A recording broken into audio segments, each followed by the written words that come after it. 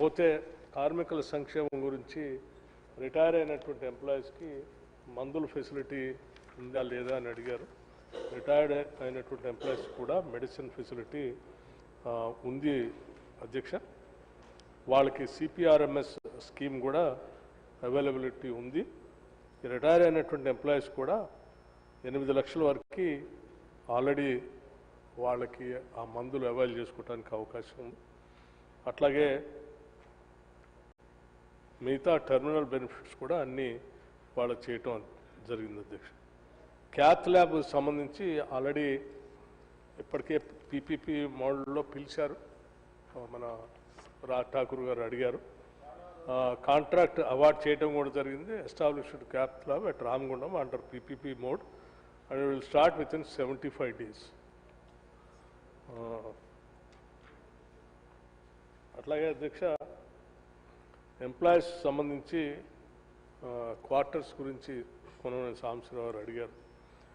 ఆ quarters retire అయినటువంటి వాళ్ళు కట్టుకోవడానికి ఖాళీగా ఉన్న స్థలాల్లో వాళ్ళకి అవకాశం ఇస్తే కట్టుకుంటారని, ఇది బోర్డులో ఒకసారి నేను మాట్లాడతాను. వాళ్ళకి సింగరేణికి సంబంధించి మాట్లాడి దానికి ఏ రకమైనటువంటి రెస్పాన్స్ చేయడానికి అవకాశం ఉందో అట్లా చేస్తాం. నేను సభ్యులకి సింగరేణి పరిసర ప్రాంతాల్లో ఉన్నటువంటి సభ్యులందరికీ విజ్ఞప్తి చేసేది ఏంటంటే, సింగరేణి ఈ రాష్ట్ర ప్రభుత్వానికి సంబంధించి ఈ రాష్ట్రానికి సంబంధించినంత వరకు అతిపెద్ద పబ్లిక్ సెక్టర్ అండర్టేకింగ్. దీంట్లో పెద్ద ఎత్తున ఉద్యోగస్తులకి బాగా ఉద్యోగాల అవకాశాలు కల్పించే ఏకైక ప్రభుత్వ రంగ సంస్థ. దీన్ని కాపాడుకోవాల్సిన బాధ్యత అవసరం కూడా ఆయా పరిసర ప్రాంతాల్లో ఉన్నటువంటి శాసనసభ్యులు ప్రభుత్వం పైన కూడా ఆధారపడి ఉంది అధ్యక్ష. ఒకప్పుడు బొగ్గు తీయటం అనేది ఈ ప్రాంతంలో మోనోపలి. ఆ మోనోపలి ఉంది కాబట్టి సింగరేణి పబ్లిక్ సెక్టర్ అండర్టేకింగ్ ఉంది కాబట్టి సింగరేణికే ఇస్తూ ఉండేటువంటి వాడు. ఇప్పుడు ఆ మోనోపలి నుంచి ప్రైవేటైజేషన్లోకి గ్లోబలైజేషన్లోకి దేశం ప్రపంచం కూడా వచ్చేసింది. గవర్నమెంట్ ఆఫ్ ఇండియా సింగరేణికి ఆయా పరిసర ప్రాంతాల్లో మన రాష్ట్రంలో ఉన్నటువంటి బొగ్గుబాయిలన్నీ కేటాయించాల్సింది పోయి ఇప్పుడు ఆక్షన్ చేస్తూ ఉన్నాం. ఆక్షన్లో సింగరేణి పార్టిసిపేట్ చేసి ఎవరు అంటే సింగరేణితో పాటు ప్రైవేట్ వ్యక్తులు ఏజెన్సీస్ కూడా పార్టిసిపేట్ చేస్తున్నాయి. ఈ పోటీ ప్రపంచంలో మనం కూడా దాన్ని తట్టుకొని నిలబడాల్సిన పరిస్థితి ఏర్పడింది.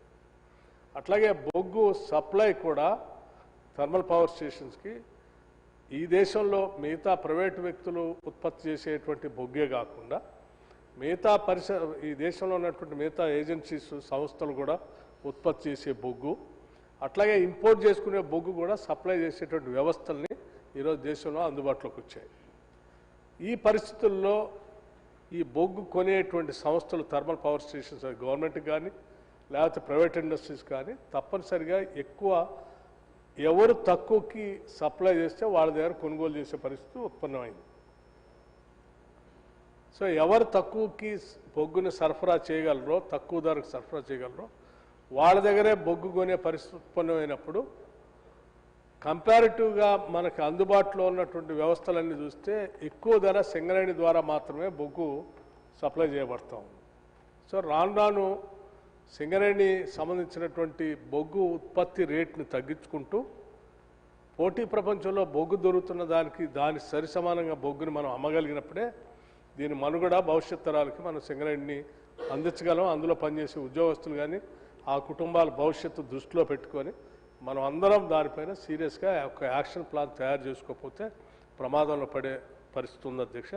అందుకే నేను గౌరవ శాసనసభ్యులందరికీ సాంబశివరావు గారు ఒక సలహా చెప్పారు. తప్పనిసరిగా శాసనసభ సమావేశాలు అయిన తర్వాత ఒక వారం 10 రోజుల్లోనే ఆ పరిసర ప్రాంతాల్లో ఉన్నటువంటి శాసనసభ్యుల్ని, మంత్రుల్ని, అట్లాగే సింగరేణి సంబంధించిన సిబ్బందిని, సిఎండితో సహా డైరెక్టర్స్ అందరిని పిలిచి సింగరేణి పరిస్థితి ఇప్పుడు ఎట్లా ఉంది, భవిష్యత్తులో ఎట్లా చేయాలని మీ అందరి ఆలోచనలు కూడా పరిగణలో తీసుకొని చేస్తామని చెప్తూ, సింగరేణి ఉద్యోగస్తులు మాత్రం సాధ్యమైనంత మేరకు వెల్ఫేర్ దాంట్లో ఎటువంటి ఇబ్బంది లేకుండా చూస్తా ఉన్నాం అధ్యక్ష.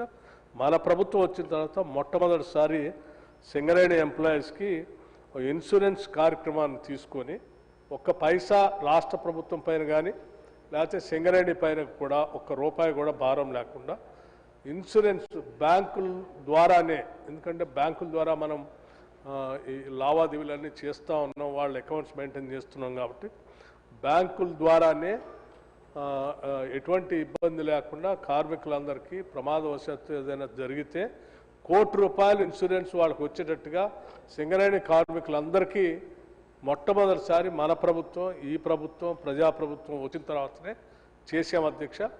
ఈ 1 crore ఇన్సూరెన్స్ కార్యక్రమం సింగరేణితో పాటు విద్యుత్ శాఖలో ఉన్న అన్ని డిస్కమ్స్, ఎనర్జీలో ఉన్నటువంటి కార్మికులు